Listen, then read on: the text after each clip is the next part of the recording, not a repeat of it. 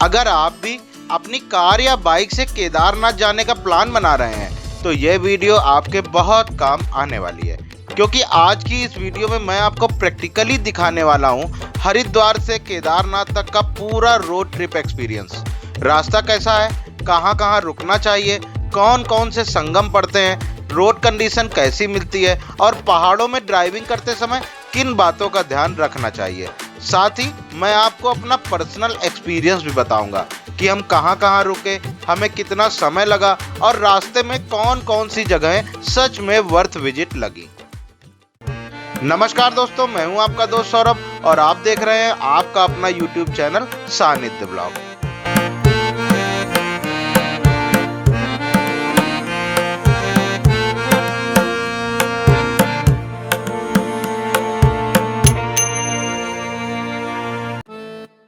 तो फिलहाल सुबह के 6 बज रहे हैं और हम निकल पड़े हैं बाबा केदारनाथ की इस खूबसूरत स्पिरिचुअल रोड ट्रिप पर।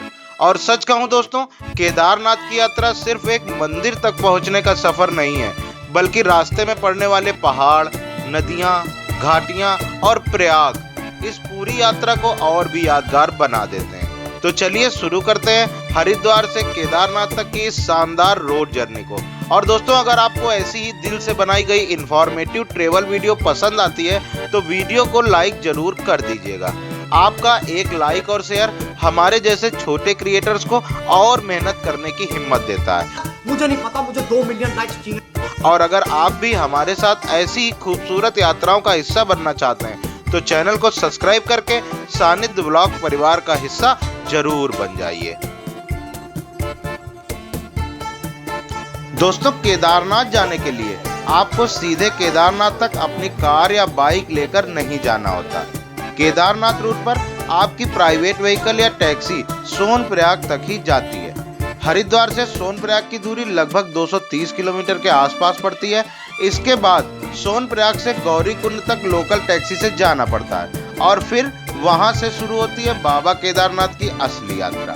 सोनप्रयाग से गौरीकुंड तक की दूरी लगभग 5 किलोमीटर के आसपास पड़ती है। हालांकि हमारी यह जर्नी दिल्ली से शुरू हुई थी। हम रात लगभग 12 बजे के बाद दिल्ली से निकले थे और करीब सुबह 5 बजे तक हरिद्वार पहुंच चुके थे। हरिद्वार पहुंचने के बाद सबसे पहले हमने अपनी कार पार्किंग में लगाई और फिर हम निकल पड़े माँ गंगा के दर्शन और स्नान करने। सुबह सुबह हरिद्वार का माहौल अलग ही था। ठंडी हवा, मंदिर की घंटियां और माँ गंगा के किनारे की यह शांति। सच कहूं दोस्तों, पूरी रात की थकान जैसे वहीं खत्म हो गई। हमने माँ गंगा में स्नान किया, उनका आशीर्वाद लिया और फिर आगे की यात्रा के लिए माँ गंगा से आज्ञा लेकर लगभग सुबह 6 बजे हरिद्वार से निकल पड़े। हरिद्वार से आगे ऋषिकेश तक का रास्ता पूरी तरह प्लेन ही पड़ता है और हरिद्वार से ऋषिकेश की दूरी लगभग 20 से 25 किलोमीटर के आसपास है। और लगभग 20-25 मिनट आगे बढ़ने के बाद हम ऋषिकेश पहुंचने वाले थे, लेकिन उससे पहले ही हमने रास्ते में एक जगह अपनी कार रोक ली, क्योंकि भाई पूरी रात ड्राइविंग करने के बाद अब चाय बहुत जरूरी हो चुकी थी। सच कहूं दोस्तों, उस समय चाय अमृत का काम कर रही थी। थकान भी काफी हो चुकी थी और रात भर सोए भी नहीं थे, तो थोड़ा रिफ्रेश होना बहुत जरूरी था। चाय पीकर थोड़ी देर आराम करके हम फिर आगे की यात्रा के लिए निकल पड़े। और क्योंकि हम सुबह काफी जल्दी निकल गए थे, इसीलिए हमें ऋषिकेश में ज्यादा ट्रैफिक या जाम नहीं मिला। इसके बाद हम ऋषिकेश क्रॉस करके आगे शिवपुरी की तरफ बढ़ने लगे और केदारनाथ जाने वाला यही रूट आगे शिवपुरी होते हुए जाता है। वैसे शिवपुरी अपने कैंपिंग रिजॉर्ट्स के लिए काफी फेमस है। यहाँ आपको नदी के किनारे बने कई खूबसूरत कैंप्स देखने को मिल जाते हैं, जहाँ लोग कैंपिंग और एडवेंचर एक्टिविटीज एंजॉय करने आते हैं। अगर आप कभी ऋषिकेश साइड आए तो मेरा पर्सनल सजेशन रहेगा कि एक बार यहाँ कैंपिंग जरूर ट्राई कीजिए, लेकिन फिलहाल हमारा पूरा फोकस था समय से केदारनाथ रूट पर आगे बढ़ने का। दोस्तों, अब धीरे धीरे हमारा असली पहाड़ी सफर शुरू हो चुका था। ऋषिकेश क्रॉस करने के बाद पूरा रास्ता माँ गंगा के किनारे किनारे आगे बढ़ता है। जैसे जैसे हम आगे बढ़ रहे थे, पहाड़ों के शानदार व्यूज और नदी का शांत बहाव पूरी जर्नी को और भी खूबसूरत बना रहे थे। ऋषिकेश और शिवपुरी के बाद रास्ते में ब्यासी और कौडियाला जैसी जगहें भी पड़ती हैं, जहां से काफी लोग रिवर राफ्टिंग की शुरुआत करते हैं। पूरा एरिया एडवेंचर एक्टिविटीज और रिवर साइड कैंपिंग के लिए काफी फेमस है। रास्ते में जगह जगह नदी किनारे बने कैंप्स और राफ्टिंग पॉइंट्स दिखाई देते हैं, जो पूरे रास्ते को और भी एक्साइटिंग बना देते हैं। पूरा रास्ता एक तरफ ऊंचे ऊंचे पहाड़ और दूसरी तरफ बहती गंगा नदी के साथ आगे बढ़ता है। और अच्छी बात यह लगी कि देवप्रयाग तक रोड कंडीशन काफी शानदार मिली। रोड काफी चौड़ी और स्मूथ बनी हुई थी। शिवपुरी से थोड़ा आगे बढ़ने के बाद एक रास्ता नीलकंठ महादेव टेम्पल की तरफ चला जाता है और दूसरा मेन हाईवे देवप्रयाग की तरफ आगे बढ़ता है। तो केदारनाथ जाने के लिए हमें देवप्रयाग वाले रास्ते पर ही आगे बढ़ना होता है। ऋषिकेश के बाद से ही पहाड़ों का असली मजा शुरू हो जाता है। लगभग 2 घंटे के खूबसूरत सफर के बाद आखिरकार हम पहुंच चुके थे देवप्रयाग। देवप्रयाग उत्तराखंड के सबसे पवित्र और प्रसिद्ध प्रयागों में से एक माना जाता है। दोस्तों, ये वही स्थान है जहां भागीरथी और अलकनंदा नदी का संगम होता है और इन दोनों नदियों के मिलन के बाद ही आगे इस नदी को मां गंगा के नाम से जाना जाता है। ऊपर से दोनों नदियों का संगम देखना काफी शानदार लग रहा था। एक तरफ अलग रंग की भागीरथी नदी, दूसरी तरफ अलकनंदा, और फिर दोनों का एक साथ मिल जाना, यह दृश्य काफी खूबसूरत लग रहा था। दोस्तों, देवप्रयाग सिर्फ एक खूबसूरत टूरिस्ट प्लेस ही नहीं, बल्कि उत्तराखंड के सबसे पवित्र धार्मिक स्थलों में से एक माना जाता है, क्योंकि यहीं भागीरथी और अलकनंदा नदी का संगम होता है। इसके बाद ही इस नदी को मां गंगा कहा जाता है। इसीलिए आसपास के लोगों और श्रद्धालुओं के लिए इस जगह का काफी धार्मिक महत्व माना जाता है। काफी लोग यहाँ पूजा पाठ और अपने धार्मिक रिचुअल्स करने के लिए भी आते हैं। यहाँ सड़क किनारे आपको छोटी छोटी स्टॉल्स और शॉप भी मिल जाती हैं, जहाँ लोग गाड़ी रोककर चाय और मैगी का आनंद लेते हैं। हम लोग भी यहाँ थोड़ी देर के लिए रुके थे और ऊपर से संगम और पहाड़ों का व्यू देखना काफी शानदार लग रहा था। अगर आप केदारनाथ रोड ट्रिप पर जा रहे हैं तो देवप्रयाग पर थोड़ा समय जरूर बिताइए। तो दोस्तों, देवप्रयाग में थोड़ा समय बिताने के बाद अब हम आगे बढ़ चुके थे केदारनाथ रूट की तरफ। देवप्रयाग के बाद रोड पहले के मुकाबले थोड़ी सकरी होने लगी थी। हालांकि अच्छी बात यह थी कि रोड कंडीशन अभी भी काफी अच्छी मिल रही थी। कहीं भी हमें ज्यादा खराब रोड देखने को नहीं मिली। पूरा रास्ता अलकनंदा नदी के किनारे किनारे आगे बढ़ रहा था और जैसे जैसे हम आगे बढ़ रहे थे, पहाड़ भी धीरे धीरे ऊंचे होते जा रहे थे। अब रास्तों पर थोड़ा ज्यादा सावधानी से ड्राइविंग करनी पड़ रही थी, क्योंकि कई जगह रोड्स थोड़ी नैरो हो जाती है और सामने से भी लगातार व्हीकल आते रहते हैं। देवप्रयाग के बाद रास्ते में सबसे पहले कीर्तिनगर पड़ता है और इसके बाद आगे पड़ता है श्रीनगर, जो इस पूरे रूट का एक बड़ा और काफी इम्पोर्टेंट टाउन माना जाता है। यहाँ हमें थोड़ा बहुत ट्रैफिक भी देखने को मिला, क्योंकि श्रीनगर में लोकल ट्रैफिक और बाजार वाला एरिया पड़ता है, लेकिन ज्यादा देर तक जाम जैसी सिचुएशन नहीं मिली। और इसके बाद लगभग 45 से 50 किलोमीटर आगे बढ़ने के बाद हम पहुंचने वाले थे मां धारी देवी के प्रसिद्ध मंदिर। हालांकि देवप्रयाग से धारी देवी की दूरी ज्यादा नहीं थी, लेकिन पहाड़ी रोड्स होने की वजह से वहां तक पहुंचने में हमें लगभग 2 घंटे से ज्यादा का समय लग गया। और सच कहें तो पहाड़ों में डिस्टेंस से ज्यादा टाइम इम्पोर्टेंट होता है। धारी देवी टेम्पल का 4 धाम यात्रा में भी काफी महत्व माना जाता है और आसपास के लोग मां धारी देवी को उत्तराखंड की रक्षक देवी भी मानते हैं। मंदिर पहुंचने के बाद हमने भी यहाँ थोड़ा ब्रेक लिया, क्योंकि लगातार ड्राइविंग करने के बाद थोड़ा रेस्ट करना भी जरूरी हो जाता है। धारी देवी मंदिर पहुंचने के बाद हमने मां धारी देवी के दर्शन किए। मंदिर का वातावरण काफी सुंदर और शांत लगा। चारों तरफ ऊंचे ऊंचे पहाड़, नीचे अलकनंदा नदी का शांत बहाव और बीच में बना मां धारी देवी का यह खूबसूरत मंदिर। पूरा दृश्य काफी खूबसूरत लग रहा था। मंदिर तक पहुंचने के लिए ब्रिज से होकर जाना पड़ता है और ऊपर से नदी और पहाड़ों का व्यू काफी शानदार दिखाई देता है। अगर आप केदारनाथ रोड ट्रिप पर जा रहे हैं तो यहाँ थोड़ी देर रुककर दर्शन जरूर कीजिए।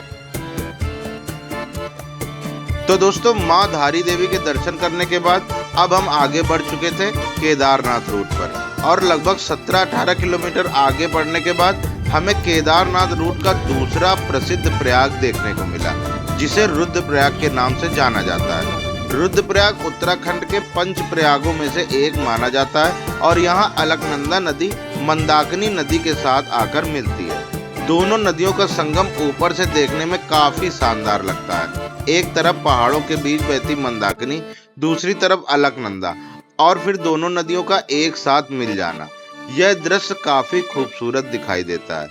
यहाँ काफी लोग अपनी गाड़ी रोककर संगम के पास फोटो और वीडियो भी बनाते हैं। साथ ही धार्मिक दृष्टि से भी इस जगह का काफी महत्व माना जाता है, क्योंकि पहाड़ों में नदियों के संगम को काफी पवित्र माना जाता है। धारी देवी से रुद्रप्रयाग तक का पूरा रास्ता काफी अच्छा मिला। रोड कंडीशन अच्छी थी, रास्ते में ट्रैफिक या भीड़ भी देखने को नहीं मिली, इसीलिए जर्नी काफी स्मूथ चल रही थी।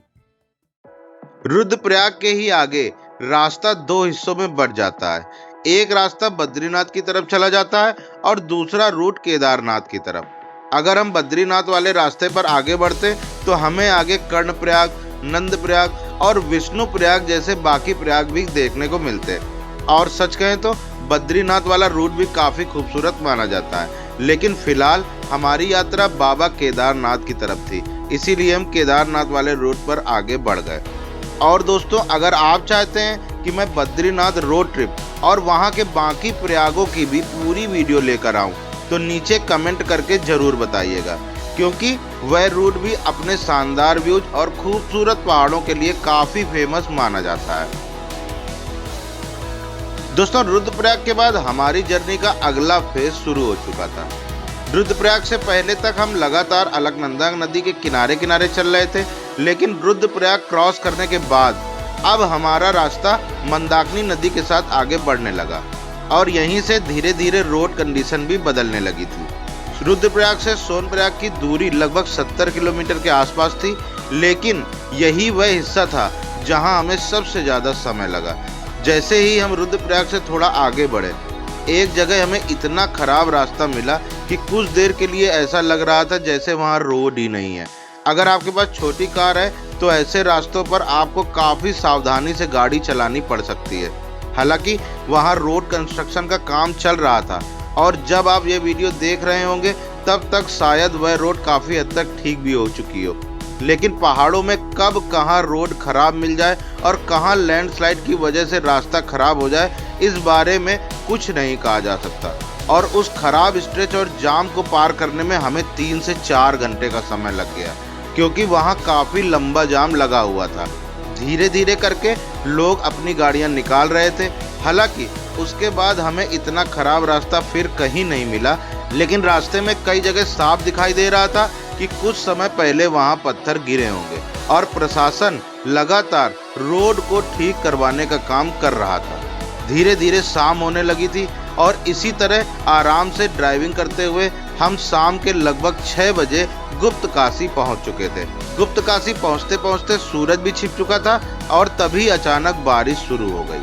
हमने अपना सामान कार के ऊपर रखा हुआ था, तो सबसे पहले हमें वही टेंशन हुई कि कहीं सारा सामान भीग ना जाए। तो हमने तुरंत साइड में गाड़ी रोकी और ऊपर रखे सामान को वाटरप्रूफ कवर से ढक दिया और फिर यही सोचकर आगे बढ़ने लगे कि किसी तरह जल्दी से सोनप्रयाग पहुंच जाए। वैसे दोस्तों, यहाँ एक ज़रूरी बात और बता दूं कि गुप्तकाशी केदारनाथ रूट का एक काफ़ी इम्पोर्टेंट टाउन है और यहीं आपको इस रूट का आखिरी बड़ा पेट्रोल पंप भी मिलेगा। तो अगर आपकी कार या बाइक में फ्यूल कम हो तो यहाँ टैंक जरूर फुल करवा लीजिए, क्योंकि इसके बाद सोनप्रयाग तक आपको कोई भी पेट्रोल पंप नहीं मिलेगा। खैर, हम लोग आगे बढ़े, लेकिन जैसे ही हम फाटा पहुँचे बारिश अचानक बहुत तेज हो गई और क्योंकि हमारे साथ फैमिली भी थी तो हमने सोचा कि ऐसी तेज बारिश में आगे ड्राइविंग का रिस्क लेना सही नहीं रहेगा। इसीलिए हमने वहीं फाटा के साइड में ही गाड़ी रोकी और रोड के किनारे एक होटल में बात करी, जहां हमें 800 रुपये में डबल बेडरूम मिल गया। रूम भी साफ सुथरा था और स्टे के लिए काफ़ी ठीक लगा, तो हमने भी वहीं रुकने का फैसला कर लिया। सबसे पहले अपना सामान सुरक्षित रखा और फिर होटल में ही थोड़ा आराम किया। वैसे हम लोग कोशिश करते हैं कि ट्रैवल के दौरान चाय और बेसिक खाना बनाने का सामान हमेशा साथ रखें, तो हमने वहीं अपने साथ लाए सामान से चाय बनाई और बारिश के बीच पहाड़ों में बैठकर गर्मा गर्म चाय पीने का मजा अलग ही था। और दोस्तों, अगर आप चाहेंगे तो मैं ट्रेवल के दौरान कौन कौन सा जरूरी सामान साथ रखना चाहिए इस टॉपिक पर भी अलग डिटेल्ड वीडियो बना दूंगा। इसके बाद जब बारिश थोड़ा नॉर्मल हुई तो हम लोग बाहर भोजन करने निकल गए। वैसे अगर आपको केदारनाथ हेलीकॉप्टर सर्विस लेनी हो तो फाटा, सिरसी और गुप्त काशी से हेलीकॉप्टर सर्विसेज भी मिल जाती हैं। हालांकि यहाँ स्टे की फैसिलिटीज तो ठीक ठाक मिलती है, लेकिन फूड में ज़्यादा वैरायटी देखने को नहीं मिलती। खैर, पास में ही एक ढाबे में हमने डिनर किया और फिर अगले दिन की केदारनाथ जर्नी के लिए आराम करने चले गए। दोस्तों, भोजन कर लिया है हम लोगों ने और यहाँ पे फाटा में भोजन करने में दोस्तों मज़ा नहीं आया, सब ऐसा ही था। एक तो ओवर प्राइस था सारी चीज़ें, और ओवर प्राइस के साथ साथ वो तो चलो कोई बात नहीं, पैसे ज़्यादा ले लो कोई दिक्कत नहीं होती, लेकिन खाना भी मज़ेदार नहीं था। तो जैसे तैसे हम लोग ने पेट भर लिया। अब क्या है कि नींद चूंकि बहुत ज़्यादा आ रही है, सोते हैं, कल सुबह फिर उठेंगे। यहाँ से क्या कहते हैं कि हम लोग चलेंगे कहाँ, यहाँ से 14 किलोमीटर दूर है सोनप्रयाग। सोनप्रयाग जाएंगे और वहाँ से केदारनाथ की चढ़ाई स्टार्ट करेंगे। दोस्तों, अगले दिन हम सुबह जल्दी उठ गए, स्नान करके और थोड़ा फ्रेश होकर अब हम निकल पड़े थे सोनप्रयाग की तरफ। फाटा से सोनप्रयाग की दूरी ज़्यादा नहीं है, लगभग 14 किलोमीटर के आसपास पड़ती है। लेकिन दोस्तों, यहाँ से आगे रोड काफ़ी सकरी होने लगती है। कई जगह पर तो सामने से गाड़ी आने पर बहुत आराम से सावधानी से व्हीकल्स निकालनी पड़ती है। हालांकि रास्ता ज़्यादा खराब नहीं था, लेकिन माउंटेन ड्राइविंग का एक्सपीरियंस यहाँ और भी ज़्यादा फील होने लगा था। और जितना रास्ता चैलेंजिंग था, व्यूज़ भी उतने ज़्यादा शानदार थे। रास्ते में कई जगह ऊंचे पहाड़ों से गिरते हुए खूबसूरत वाटरफॉल्स देखने को मिले और कई बार तो ऐसा लग रहा था जैसे हम झरनों के बिल्कुल बगल से होकर गाड़ी निकाल रहे हो। ठंडी हवा, पहाड़ों के शानदार व्यूज और बीच बीच में गिरते झरने, पूरा रास्ता काफी यादगार लग रहा था। इसी तरह रास्ते का आनंद लेते हुए लगभग 35-40 मिनट बाद हम लोग सोनप्रयाग पहुंच चुके थे और यहीं हमारी रोड जर्नी का आखिरी स्टॉप था, क्योंकि सोनप्रयाग से आगे प्राइवेट व्हीकल नहीं जाते। यहाँ से आगे गौरीकुंड तक आपको लोकल टैक्सी से ही जाना पड़ता है। सोनप्रयाग में काफ़ी बड़ी पार्किंग बनी हुई है, जहाँ हमने भी अपनी कार पार्क कर दी। उस समय पार्किंग का चार्ज 150 रुपये 12 घंटे का था। इसके बाद बिना ज़्यादा देर किए हमने अपनी केदारनाथ जर्नी शुरू कर दी। लेकिन दोस्तों, केदारनाथ तक का हमारा आगे का सफ़र हमारी पूरी यात्रा का सबसे यादगार हिस्सा बनने वाला था। हम कैसे गए, रास्ते में क्या क्या एक्सपीरियंस हुआ और केदारनाथ पहुंचने तक क्या क्या मुश्किलें और खूबसूरत मोमेंट्स आए। अगर आप यह सब जानना चाहते हैं तो नीचे कमेंट में ज़रूर बताइएगा। मैं केदारनाथ यात्रा का पूरा डिटेल्ड एक्सपीरियंस भी ज़रूर शेयर करूँगा। तो दोस्तों, इसी के साथ हमारी Haridwar to Sonprayag road journey यहीं पर पूरी होती है। हम लोगों ने सुबह लगभग 6 बजे के बाद हरिद्वार से अपनी यात्रा शुरू की थी और रास्ते में हमने हर जगह आराम से रुककर सफ़र का आनंद लिया, चाहे देवप्रयाग का खूबसूरत संगम हो या फिर माँ धारी देवी का शांत मंदिर या फिर रुद्रप्रयाग के शानदार व्यूज।